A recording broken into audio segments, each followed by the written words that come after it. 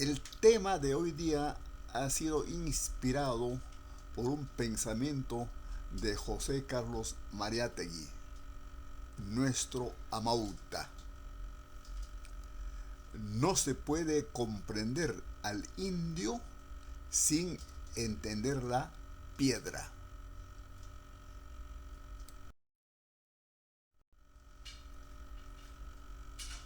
Para entender la piedra habría que remontarnos hasta miles de años atrás, porque uno de los primeros instrumentos que utilizó el hombre para su supervivencia fue la piedra.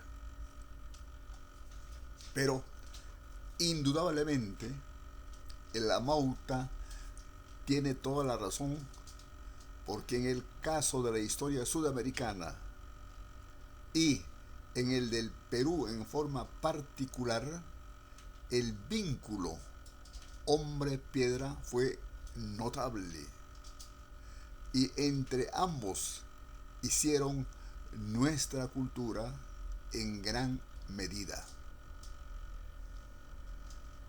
Los hombres que habían venido de Asia hace 40.000 años atrás, en una evolución demográfica de otros miles de años, llegaron hasta la Patagonia hace 8.000 años antes de Cristo. En el trayecto, el hombre fue convirtiéndose de recolector, cazador y pescador en horticultor. La primera muestra de este hecho es lo hallado en la cueva de El Guitarrero, donde se han detectado las primeras instalaciones humanas en los Andes. Esta cueva, un gigantesco refugio de piedra, queda en el distrito de Chupluy, provincia de Yungay, departamento de Ancash, en la ribera alta del río Santa. Con la antigüedad de 12.300 años antes de Cristo y 9.000 años antes de Cristo, se han hallado restos líticos de lanzas y flechas, además de restos de vegetales y animales, tales como el frijol, payares y el cuy, lo que demuestra el éxito en su etapa de horticultor, primer paso del nomadismo al sedentarismo y primera etapa de la revolución agropecuaria. Más al sur, en otras cuevas, también hay evidencias de esa etapa, como por ejemplo en Pachamachay, 9.010 años antes de Cristo, departamento de Junín, donde se han hallado también puntas de flecha de obsidiana. Eso significa que esta evolución, que utiliza la roca enorme, gigantesca, con una oquedad, también se va perfeccionando en cuanto a los objetos pequeños como las lanzas, que no solamente terminan en puntas de madera, sino en puntas de piedra. Y esa piedra ahora es mucho más filuda, mucho más trabajada, con anchos variables dependiendo a qué animal tiene que cazarse. Estas flechas de lascas de obsidiana son las que prevalecen ya en las cuevas de todo el mundo andino.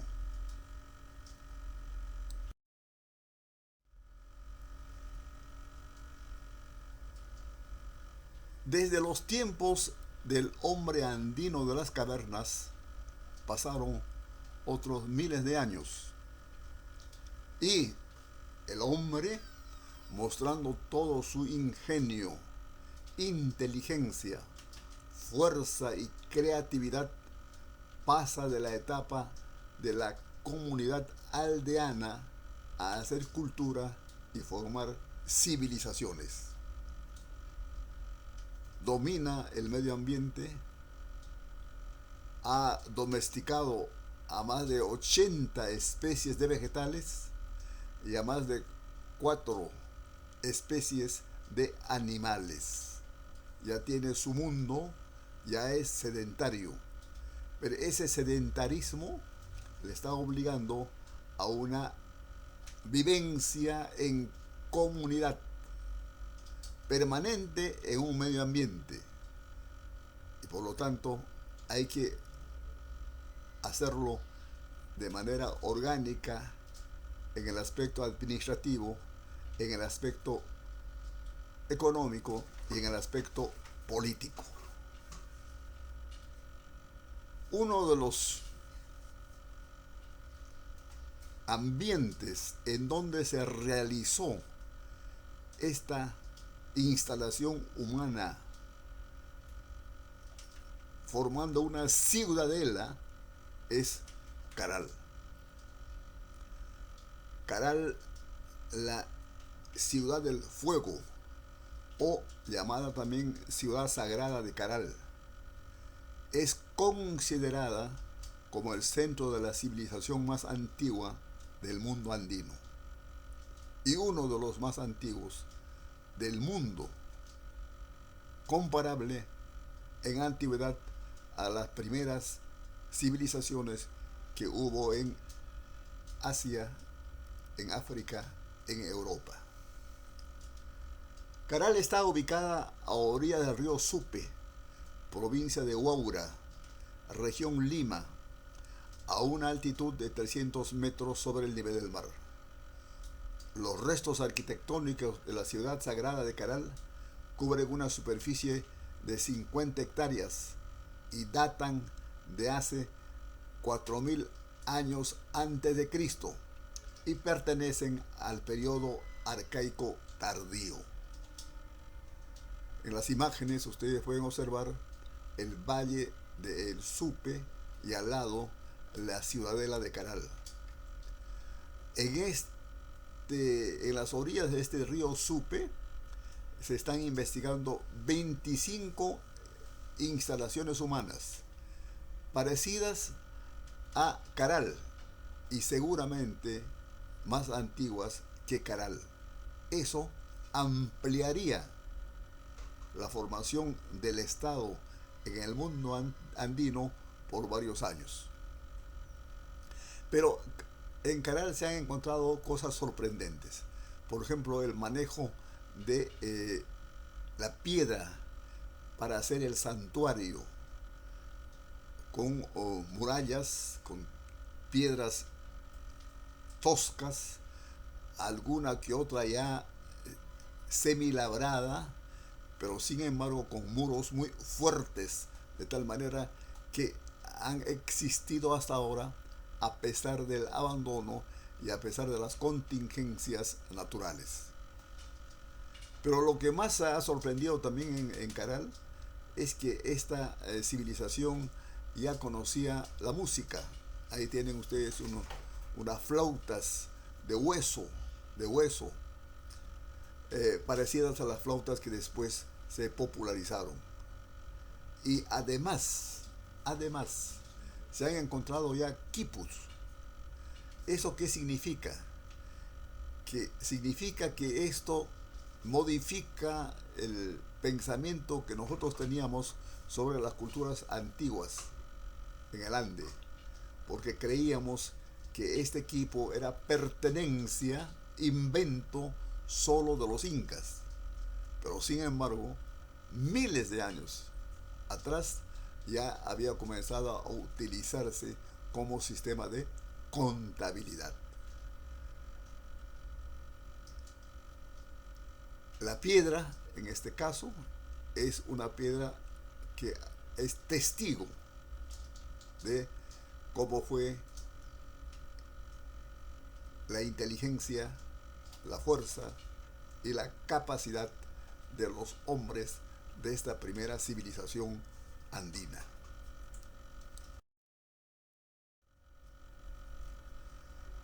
Siguieron otros cientos de años y, como ya hemos visto en exposiciones pasadas, se establece ya una civilización que no es solamente localista, sino que es parte de un horizonte cultural más amplio. La cultura de Chavín, que estuvo ubicado en Chavín de Huántar, a 200 metros del pueblo Chavín de Huántar, capital del distrito del mismo nombre, provincia de Huari, región Ancash, a 3.137 metros de altitud, en la región Quechua, en la región de Conchucos, a orillas del río Mosna, tributario del río Marañón. Lo más portentoso de esta cultura es el tratamiento que le dieron a la piedra para hacer el templo o castillo de Chavín, donde no solamente hay juntura de piedras toscas, sino también de piedras labradas. Y no solamente piedras labradas, sino que estas piedras tenían incisiones de dibujos de diferentes figuras, principalmente de sus dioses. Resalta, como ya dijimos también en la exposición pasada, las cabezas clavas, el lanzón monolítico que está en uno de los túneles, la estela de Raimondi y el obelisco Tello. Todos ellos tratados de manera artística. De suerte que la piedra ya como tratamiento humano también va teniendo otro tipo de formas, otro tipo de utilidades, otro tipo de vinculación, ya en este caso más artística.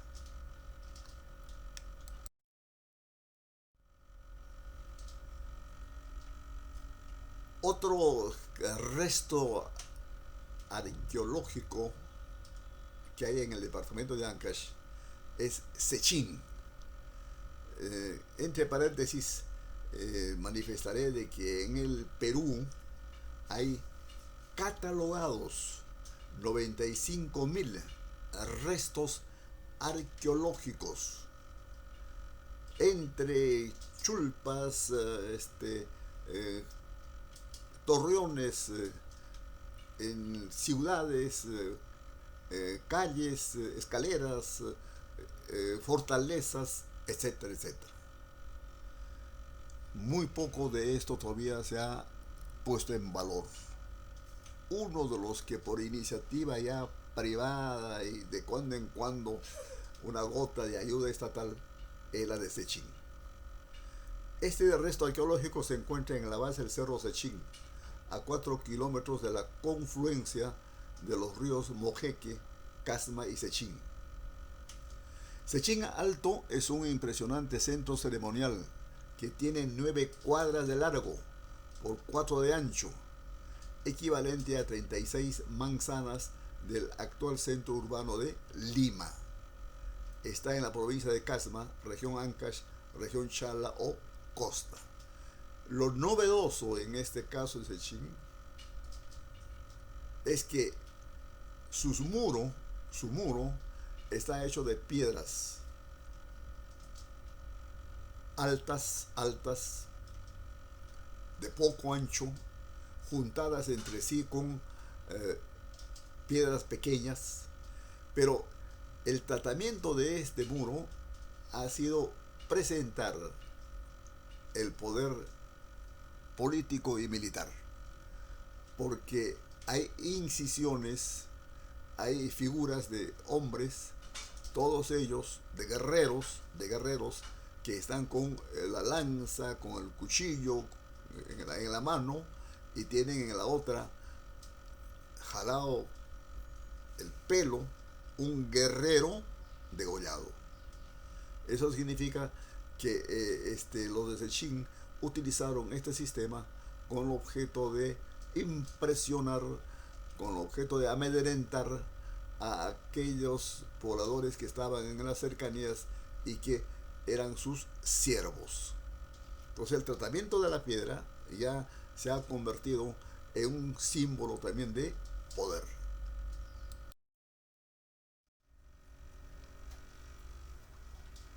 La cultura del Tiahuanaco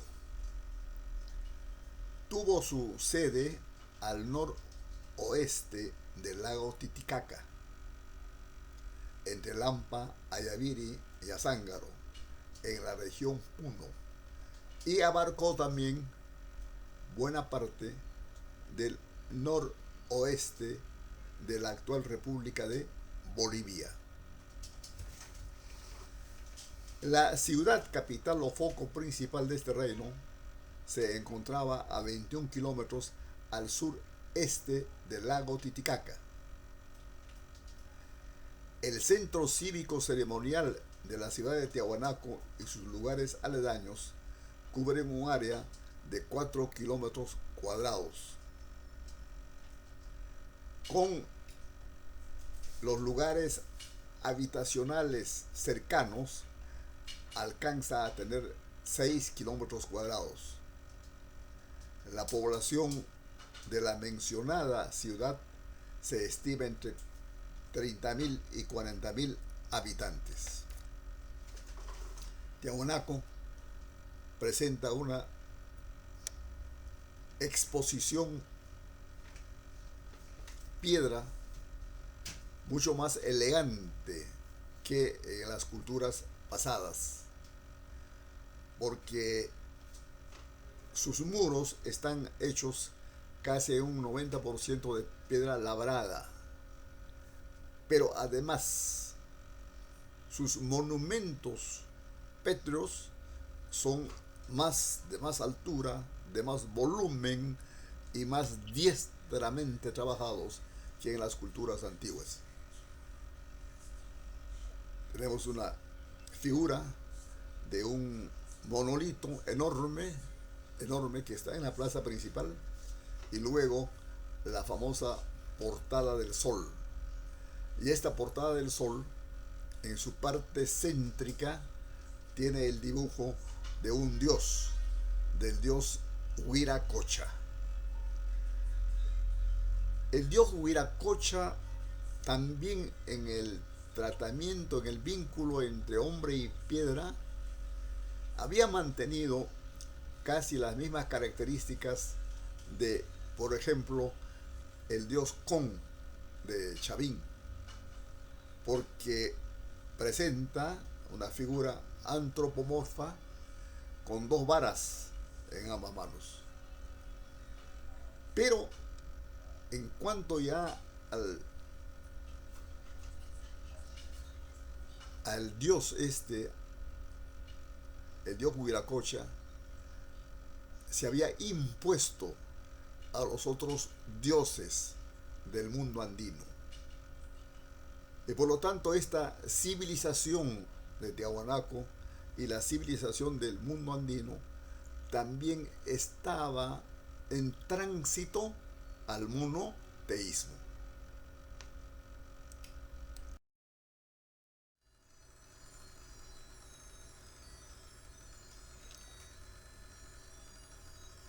En la evolución histórica del antiguo mundo andino y sudamericano, el Tahuantinsuyo es la mayor de estas expresiones culturales. No hubo en el ámbito sudamericano un país, una nación como el imperio de los incas, comparable a otros imperios del mundo y el único que tuvo gran desarrollo en el hemisferio sur. El Tahuantinsuyo, en su momento de mayor extensión en el reinado de Huayna Cápac, comprendía gran parte de Perú, Bolivia, Ecuador y Chile. También abarcaba algunas zonas de Colombia y Argentina. Pero su influencia cultural llegó hasta la Amazonía, hasta Brasil, por el este y por el sureste hasta Paraguay y Uruguay. De tal manera que por su grandiosidad es pues una joya histórica en el pasado de nuestro subcontinente. Ahí en las fotografías estamos presentando una marca o ciudad, Huánuco Pampa, y una fortaleza, la de Sacsayhuamán.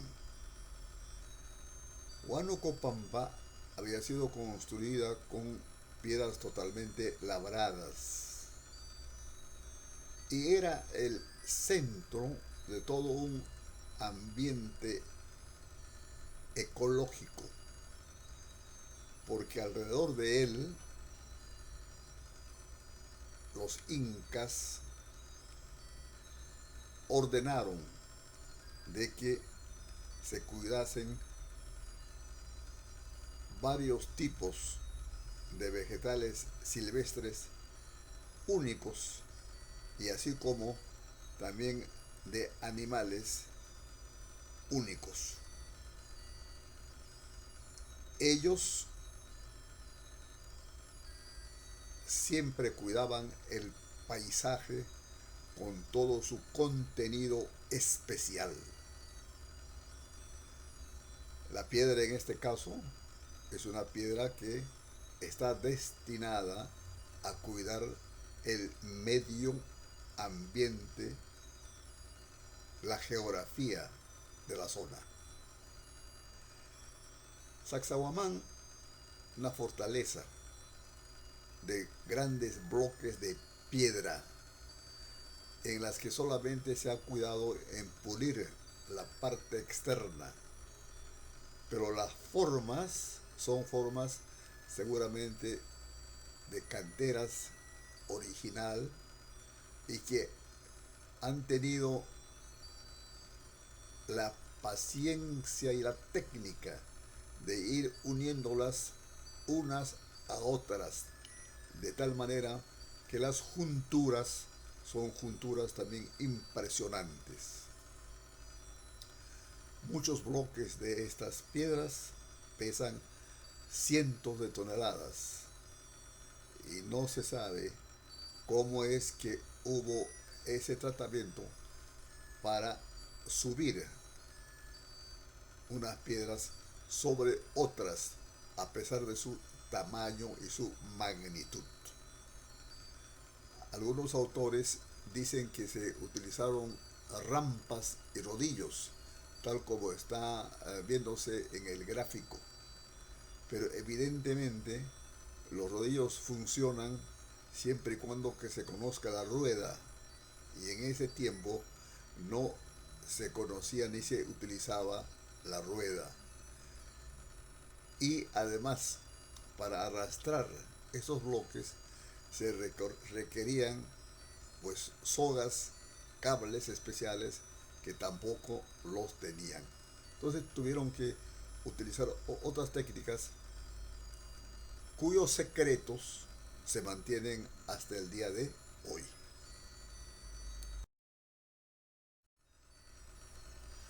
Pero evidentemente,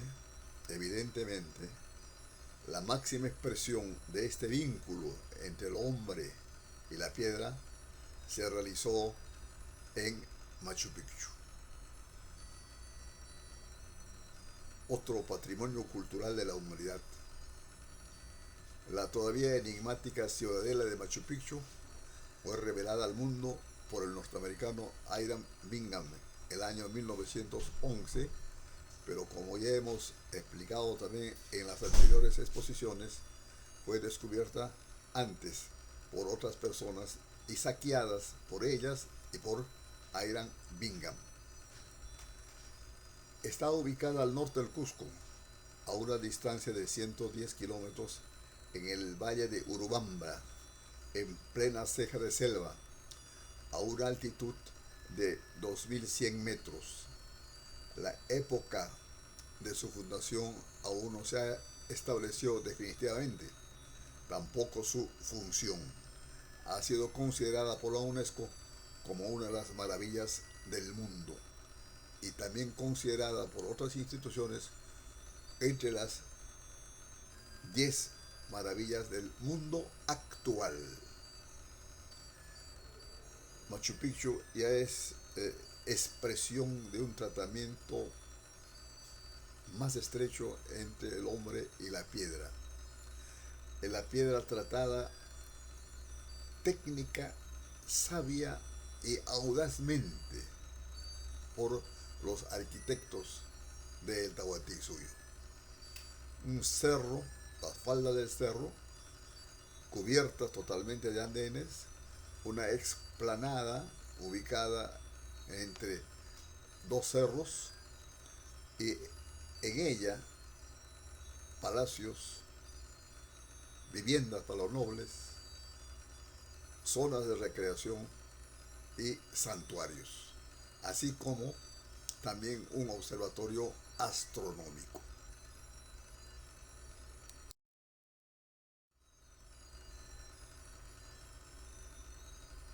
Pero lo también admirable en esta cultura andina es el perfeccionamiento que iban teniendo en la utilización de la piedra para aumentar el área de cultivo, no solamente en los valles, para los cultivos más importantes de valle, de zonas cálidas, sino en las faldas de los cerros, con el objeto de cultivar todo tipo de siembras,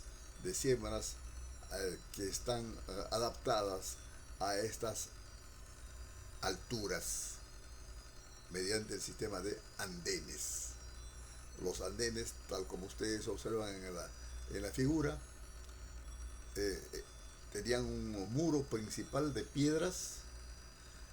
Además, entre un muro y otro muro habían rellenos. Primero unas de piedra, segundo de grava, de piedrecitas, luego de arena y por último tierra de humus, o sea, tierra que está entreverada con abono. En esa última capa es lo que hacían los cultivos. Es decir, estos andenes tan bien construidos que hasta ahora se siguen utilizando. La ampliación entonces de la utilidad de este vínculo entre el hombre y la piedra es una utilidad que no solamente es urbana, sino también rural.